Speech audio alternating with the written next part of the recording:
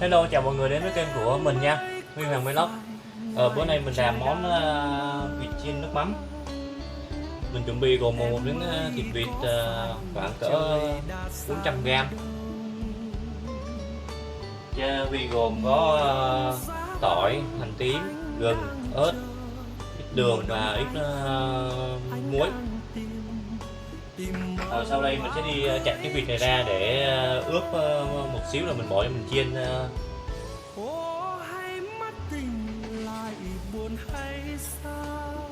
Đây, vịt mình đã chặt ra từng miếng khúc khúc vậy đây, gồm có khoảng như một góc tư của vịt đó. Đó, được những miếng ngon, thịt rất là đẹp.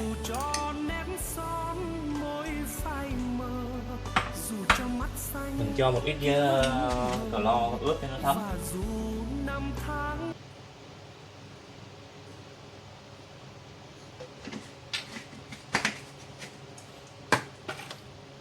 Trộn đều nó lên.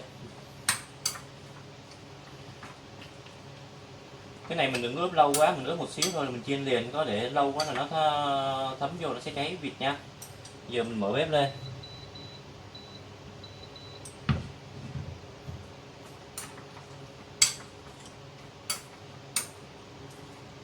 Món này con gái mình là Hoa thích ăn nhất đây.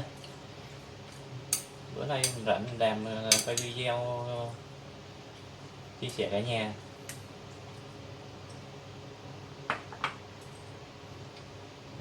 Đây mình nấu con bếp phòng ngoài.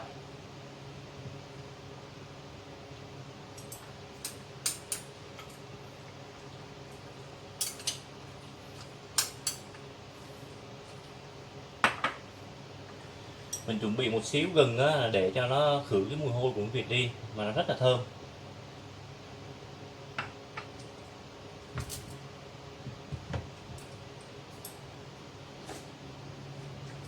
Đây mình chuẩn bị chai giấm á, để xíu nữa mình làm nước sốt. Đây trong khi chảo nó nóng quá nha, mình cho dầu vào để mình chiên vịt.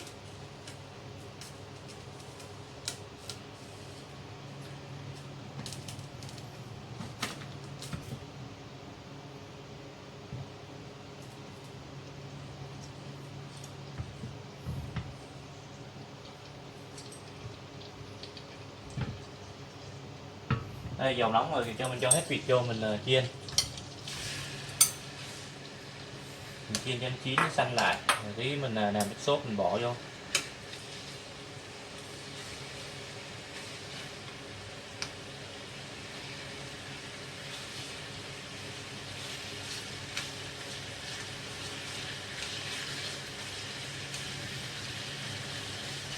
Dịch rồi cũng chẳng đi đâu mua được rau lợ gì hết, cái này mình đặt qua shipper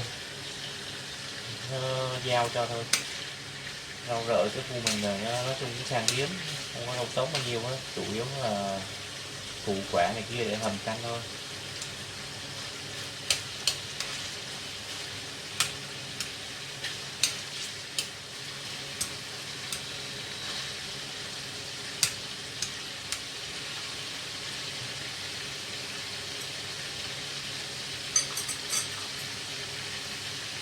Rồi trong quá trình nó vịt mình chiên nha, rồi giờ mình làm nước sốt.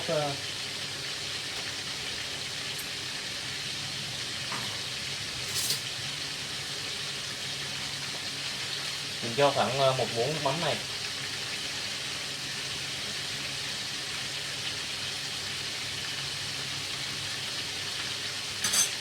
Do nãy vịt mình đã có ướp cà no cho nó thấm rồi á.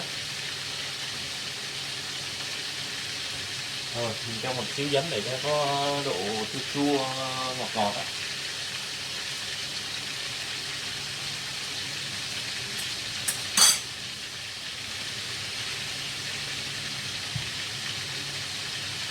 Đây sau đây mình cho hết nè, gừng, hành tím băm, tỏi băm, ớt băm và đường với ít muối, với bột ngọt. Mình cho hết vô mình trộn đều lên.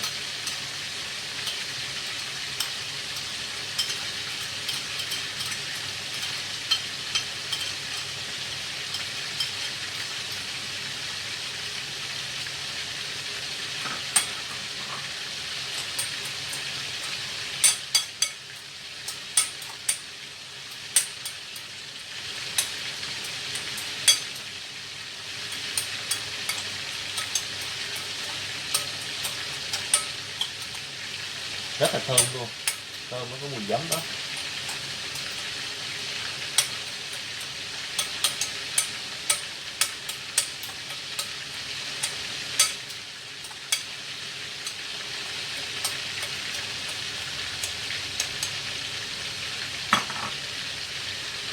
Vì nó chín phía dưới rồi, nó dùng đảo lại cho nó đề nó chín mặt trên luôn.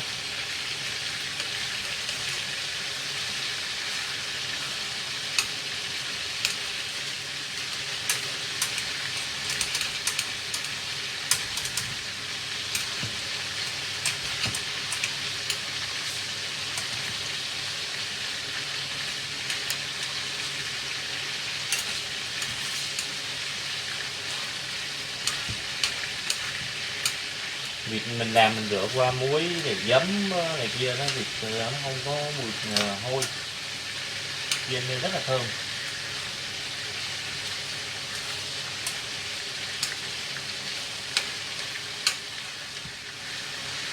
Nhiều con gái mình nó thích ăn gà chiên rồi vịt chiên, cút chiên. Nên bữa nay mình rảnh người ta làm con gái ăn rồi để quay video chia sẻ cho cả nhà.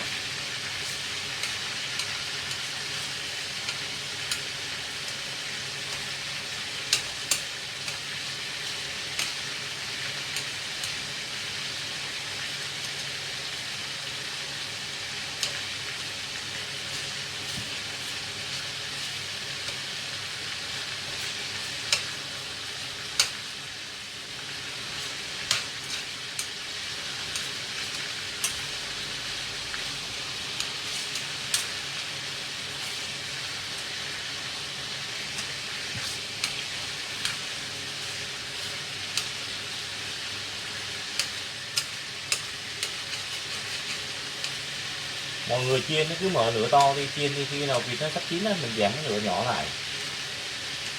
Chứ còn vịt này nó miếng nó to á, nếu mà để lửa nhỏ lâu chín lắm.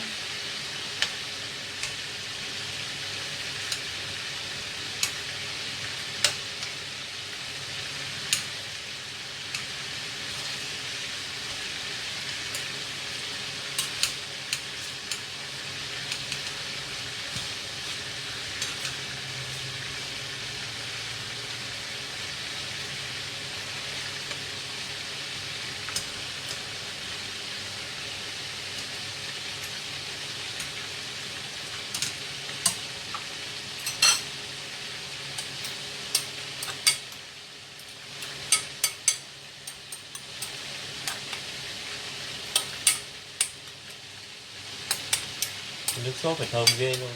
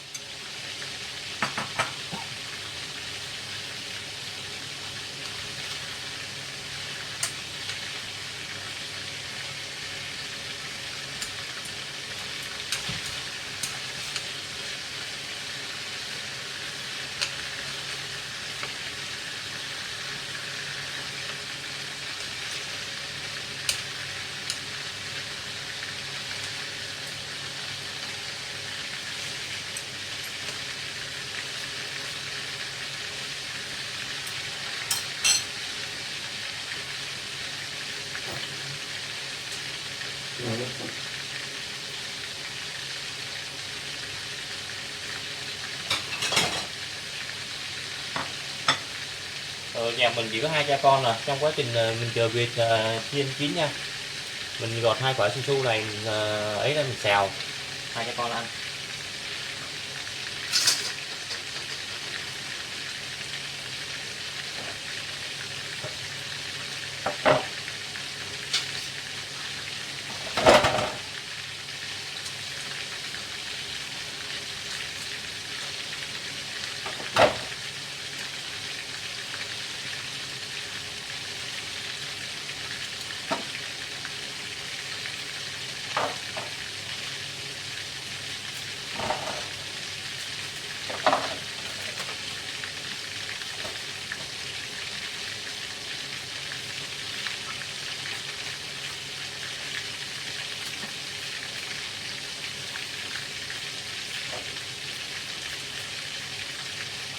nó vịt nó xanh lại, nó chuẩn bị nó vàng, tí mình sẽ đảo một lần nữa rồi nó chín chín xong rồi mình chút dầu mình bỏ đi.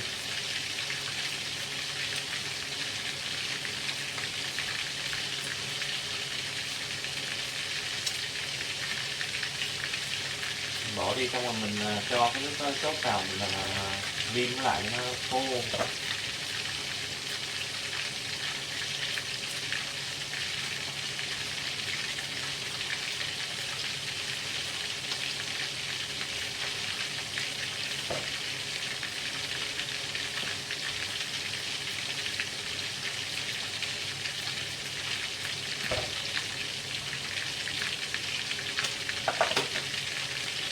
Nói trong khi chờ đợi mình đã sắc xong quả su su nè, thì tí mình xào rồi vịt nó cũng đã chín.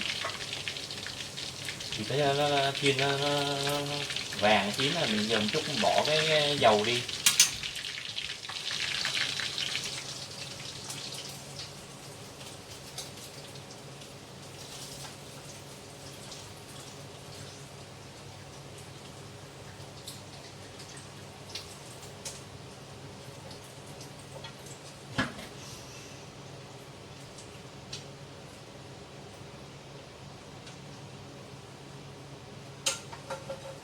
Đây dầu mình nó chút bỏ hết đi nha, mình bỏ lên cho nó ráo.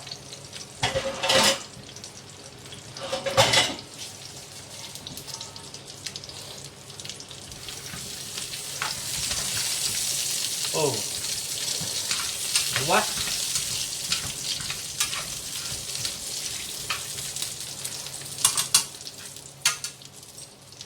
Đây là cái nước sốt nãy nè, bây giờ mình vớt cái tỏi mình bỏ vô trước, mình vớt cái á, mình bỏ vô, mình sao cho thơm. Rồi chút xíu nó xong rồi mình đổ mắm được không? Cái này ngon nè.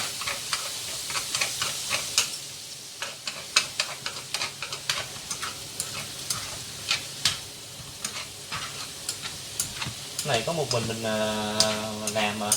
Tôi thấy cái video này mình không quay sát nó ấy được, mình để chết nó máy quay một chỗ.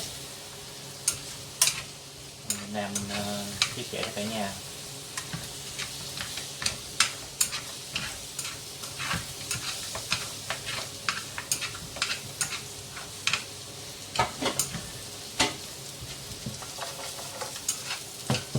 Đây cả nhà nhìn thôi, thịt nó vàng nó thơm, xíu nó được cái xong mình đổ cái nước sốt vào.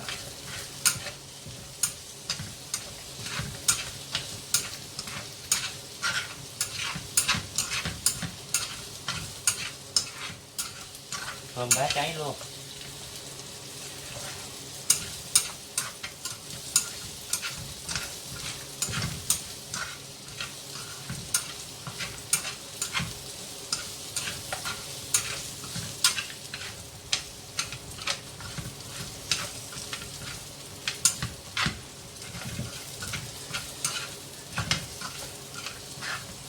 Rồi tỏi nó xong, giờ mình đổ hết nước mắm này vô, mình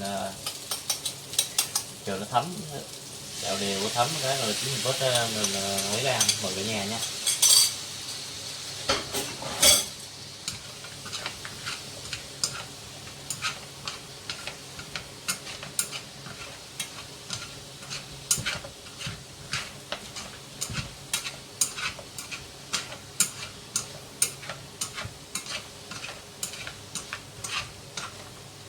Đây mình cho xíu giấm để ăn cái này nó có vị mặn mặn, chua chua, cay cay.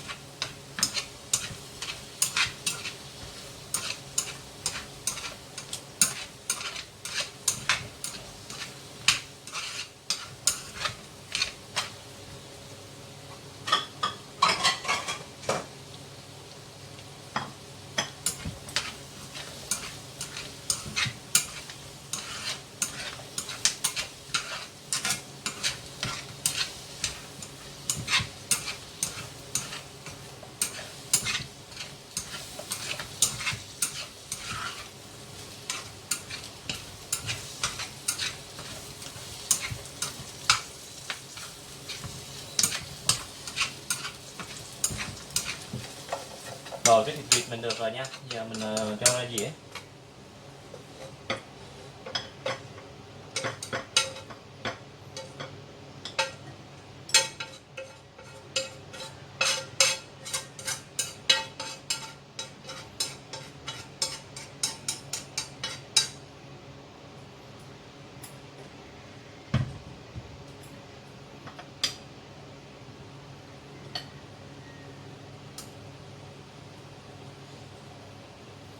Đây cái món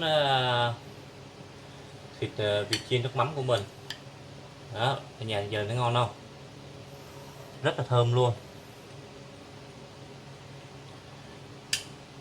Rồi sau đây mình sẽ xào su su xong rồi để tí nữa rồi mình mời cả nhà ăn cùng mình nha. Đây bữa ăn mình đã nấu xong, mời cả nhà ăn cơm chiều cùng với chúng mình nha. Hai cha con mình thôi. Ăn cơm đúng không?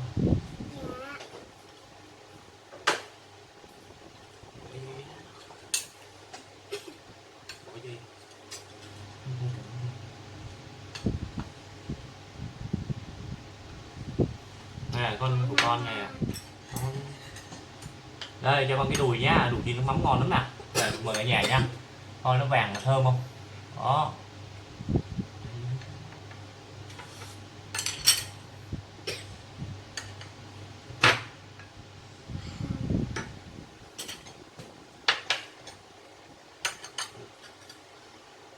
Cái này nói chung là món xào con đấy mình làm vừa ăn hết rồi. Mùa dịch đây mình muối được rau muống muối chua, chua ngọt, ngon lắm. Lần lấy ra một ít ăn thôi, còn để bảo quản trong tủ lạnh.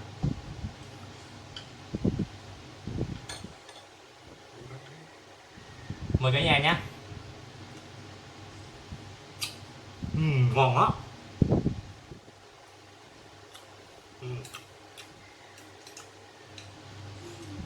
Ngon con.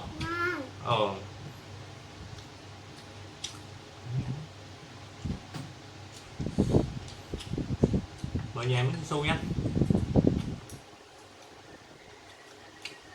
Ở trong chỗ mình đây rau không có đâu, thành nói chung củ quả su cà rốt khoai tây hoa lan bí xanh bí đỏ.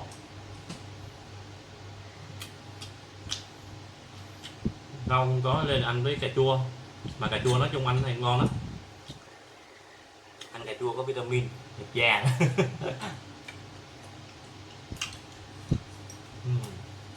Ngon hơn ha.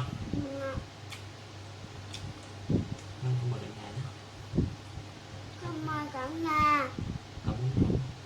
mời cả nhà. Đưa cái miếng thịt đó. Con mời cả nhà ăn cơm. Ăn rau không? Không. Ngon. Ăn nhiều vô. Dạ.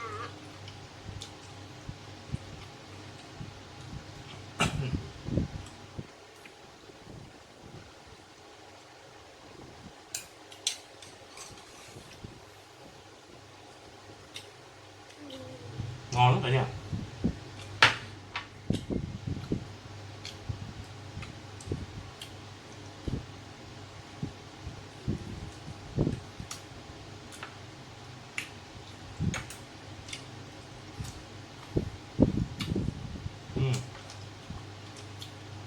Cái rau muống muối chua này ăn nó ngọt, chua, cay.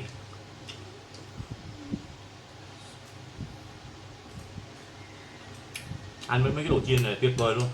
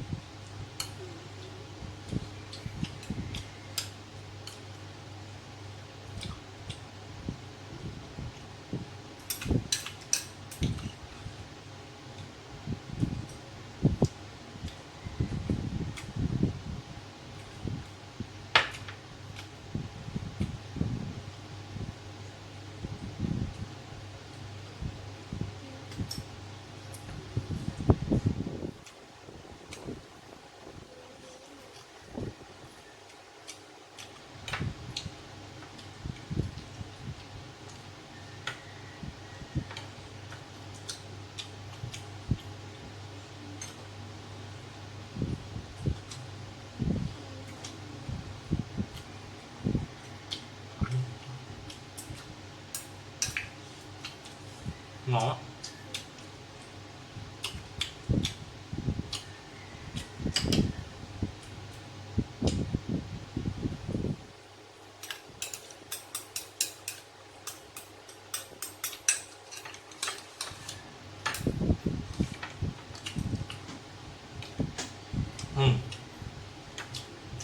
Mời cả nhà chén nước cùng hai cha con mình nha, ngon quá.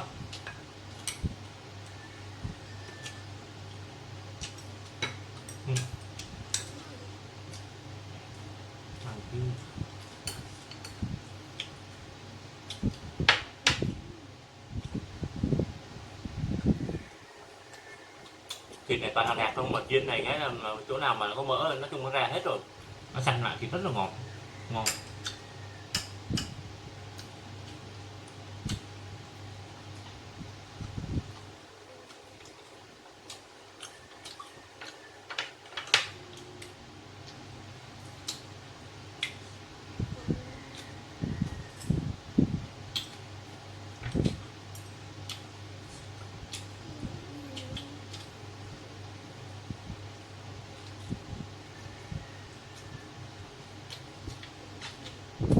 Hẹn qua trung thu thì trời mưa, còn bữa nay không trung thu thì trời nắng chang chang.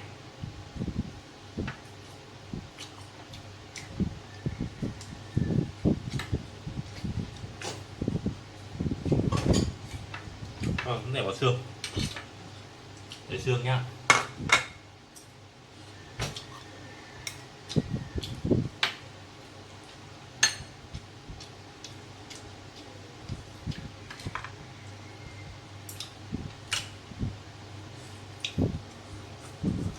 Ngon.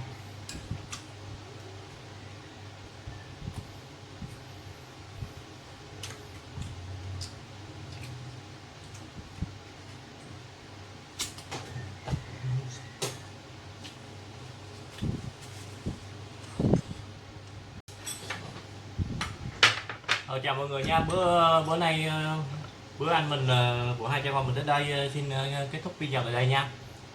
Nếu mọi người thấy hay cho mình một like, một chia sẻ và một đăng ký kênh để mình có động lực làm những video tiếp theo nha. Bye bye, chào mọi người. Bye bye.